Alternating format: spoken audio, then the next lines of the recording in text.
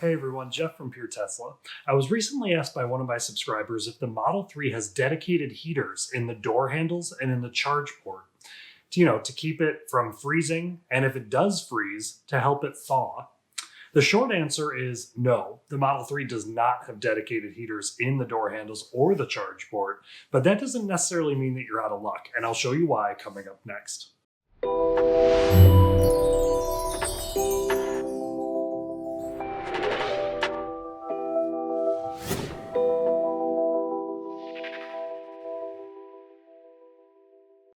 So you may have heard about cars being airtight. And while that's a term that gets thrown around kind of fast and loose, what it really means is the ability for a car to be able to maintain proper cabin pressure without water getting into the cabin unnecessarily.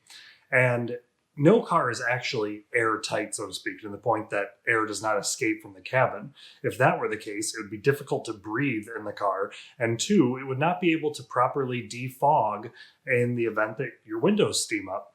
So airtight doesn't necessarily mean what you may think it does. The way in which the Model 3 ventilates or leaks air is the way in which it will actually help thaw or keep your handles and charge port from freezing. Because that, in those exact places, in the door handles and in the charge port, is where it leaks its air in order to be able to keep those areas from freezing or to thaw them should they freeze. So to show you what I'm talking about, and with the help of my daughter and a little bit of tinsel, I made this very, very industry standard testing tool made of some masking tape and some tinsel to show you exactly how the air escapes out of those different locations. It's super subtle, so I really needed to use something nice and light and could be able to take a breeze pretty easily. I'm also in the garage, which is not a place that I typically do my recordings, but I needed a place that didn't have a lot of excess airflow like wind or anything else that would affect the ability to see these in action. What I'm trying to demonstrate here is the importance of, if you're going to precondition your car, especially in cold weather climates, the need to precondition on high, because it ramps up the speed of the fans, and it also pumps the heat to maximum. It will keep heating. The issue when you drop that temperature down to, say, 70 degrees is once cabin temperature hits 70 degrees, the fans scale down and the heat dissipates to a lower temperature.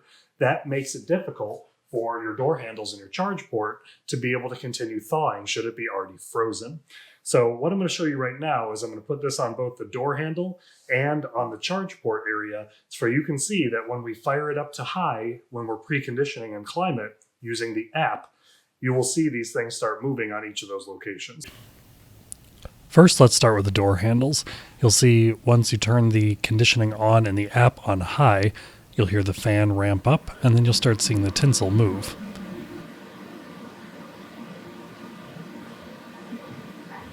And when you turn it off, the tinsel stops moving.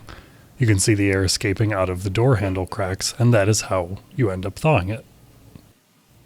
So while the Model 3 doesn't have dedicated heaters in its door handles, it does use airflow from the cabin's heating system to be able to thaw those locations.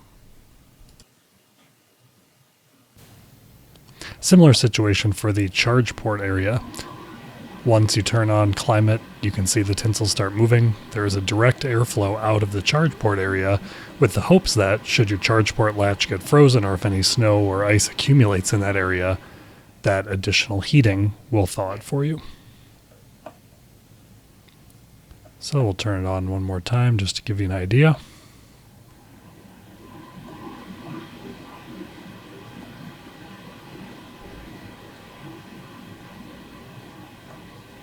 And off again.